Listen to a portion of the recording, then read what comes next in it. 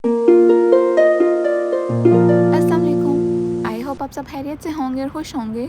दुआ करती हूँ कि अल्लाह ताला सबको अपने हिफ्ज़ ईमान में रखे और हमेशा खुश रखे।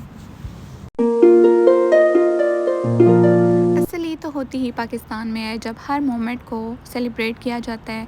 सारे आपस में मिलते जुलते हैं, खाने बनाए जाते हैं मज़े मज़े के। हर चीज़ इतने मज़े की होती है ना कि प्रॉपर फेस्टिविटी पाकिस्तान में नज़र आ रही होती है ईद की। लेकिन चूँकि अल्लाह ताला ने हमारी किस्मत में परदेसी होना लिख दिया है, तो हम लोग फिर यहाँ पे भी कोशिश करते हैं कि किसी ना किसी तरह से हर मोमेंट को स्पेशल बनाया जाए। सारे फ्रेंड्स जितने पाकिस्तानी स्टूडेंट्स होते हैं मिल के कोशिश करते हैं कि हम लोग यहाँ पे भी प्रॉपरली ईद को सेलिब्रेट कर सकें। और तो हम लोग कुछ कर नहीं सकते थे, क्योंकि दिन के टाइम तो हमारी क्लासेस थी। फिर इफ्तारी वगैरह करके हम लोगों ने डिसाइड किया कि थोड़ा बहुत तो चांद रात को सेलिब्रेट करना चाहिए ना, पता तो चले कि कल ईद है। वैसे तो ईद वाले दिन भी हमारी क्लासेस ही थी, लेकिन फिर भी हम लोगों ने अपनी तरफ से प्रॉपरली कोशिश की कि हर चीज़ को अच्छे तरीके से सेलिब्रेट कर सकें। हम सब फ्रेंड्स ने यही डिसाइड किया कि जैसे लड़कियों की छोटी मोटी ईद की तैयारियाँ होते हैं, उन्हीं में हमारा टाइम अच्छा गुजर जाएगा। फिर सबसे पहले तो हमारी यूनिवर्सिटी के आस पास इधर सैलून्स हैं, हम लोग वहाँ पर चले गए।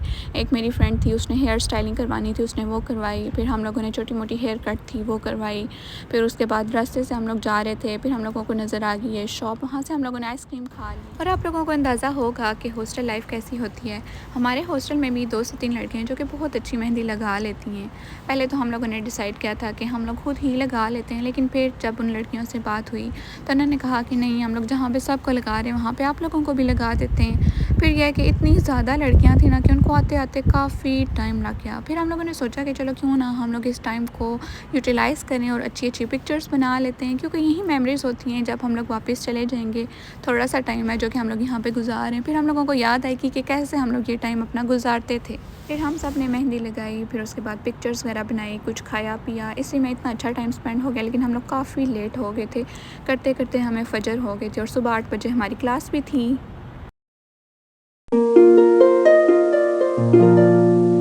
आपको पता है कि यहाँ पे मैंने लास्ट टाइम भी आपके साथ शेयर किया था कि हमें ईद वाले दिन छुट्टी नहीं होती।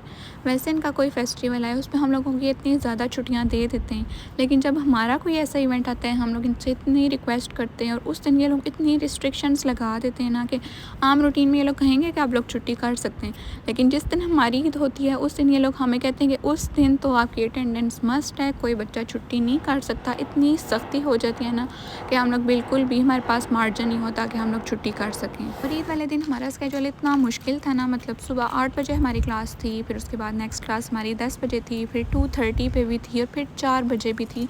मतलब पूरा दिन ही हमारी क्लासेस थी। हमारे यहाँ पे हमेशा इसी तरह से होता है कि सुबह के टाइम तो आप लोगों ने जो अपने अकॉर्डिंग सेलिब्रेट करना है वो उस तरह से आप कर सकते हैं, रेडी शेडी होके पिक्चर्स वगैरह बना लो। और शाम को यहाँ पे पार्टी अरेंज की जाती है कि जितने भी पाकिस्तानी स्टूडेंट्स हैं वो वहाँ पे जाके अच्छे से उस चीज़ को सेलिब्रेट कर सकें।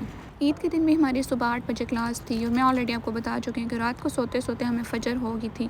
लेकिन वही बात है कि रमज़ान में जैसे सहरी करके हम लोग 1 घंटे के लिए रेस्ट करते थे, तो वो ऐसी रूटीन सेट थी, फिर इतना मुश्किल नहीं लगा। और लड़कों ने जैसे नमाज़ पढ़ने के लिए जाना था, आई थिंक 9 बजे तक जाना था उन्होंने, वो सारे भी रेडी होकर क्लास में आ गए थे। हम लोग भी चले गए थे क्लास में, वो वाली क्लास हम लोगों ने अटेंड की। फिर वहाँ से वापस आके थोड़ी देर रेस्ट की, क्योंकि पूरी रात जागने में ही गुजर गई थी। फिर रेस्ट करने के बाद हम लोग थोड़ी देर के बाद उठे, फिर उसके बाद नाश्ता वगैरह किया, रेडी हुए। रेडी होते होते हम लोगों को 3 हो गए थे और हमारी पार्टी का टाइम था 5:30, मतलब 5:30 हम लोगों ने मस्ट वहाँ पे पहुँचना था।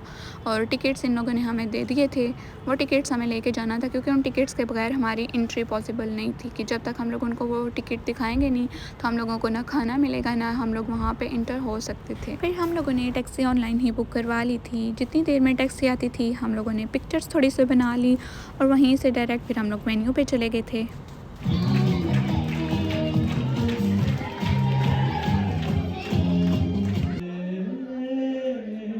ये परहेजियां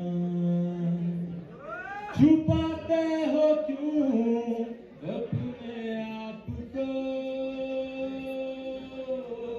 बताते हो क्यों अपने आप को, पास ना होंगे अगर जलाओगे तुम फिर दिए,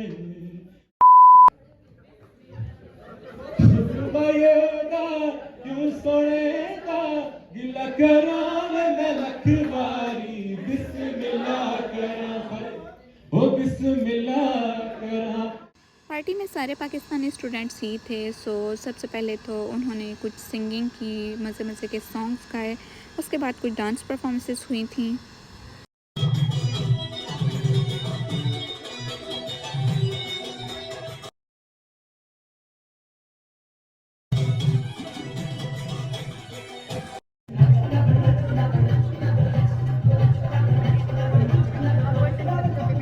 जी कुछ डांस परफॉर्मेंसेस, जैसे हमारी यूनिवर्सिटी में पाकिस्तानी स्टूडेंट्स हैं, उनमें मोस्टली पठान हैं, पंजाबी भी हैं। फिर वो अपने अपने कल्चर को प्रेजेंट करते हैं। जैसे पठान थे, उन्होंने अतन किया। जैसे पंजाबी स्टूडेंट्स थे, उन्होंने अपना भंगड़ा किया।